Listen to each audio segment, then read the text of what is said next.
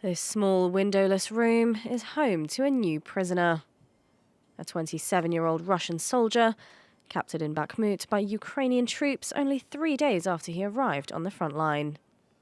When his position was bombed, he jumped into what he thought was a Russian trench. In the trench 10 meters away from me, I saw the Ukrainian flag on the soldiers' uniforms. It was the most terrifying moment of my life. They asked me who I was, and I dropped my weapon and put my hands in the air. They said, "If you want to stay alive, come with us."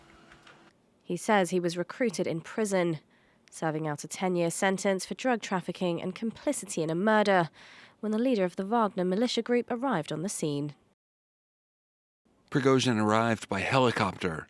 You can imagine the effect that had on the prisoners. He was the only one who carried a gun, whilst the guards and prison staff are only allowed batons.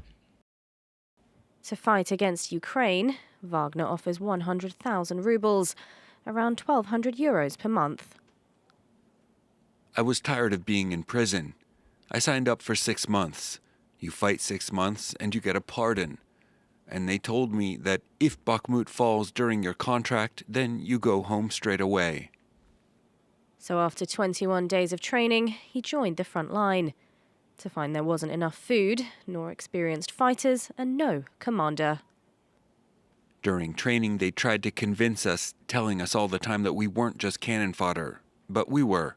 They didn't care if we didn't come back, or even if we stayed alive. Captured, he could now be swapped in a prison exchange with Ukrainian soldiers, but he doesn't think he'd be kept alive if he was returned to Russia. According to him, he's being treated correctly by Ukraine's forces, and he'll soon be moved to a prisoner's camp somewhere in the country.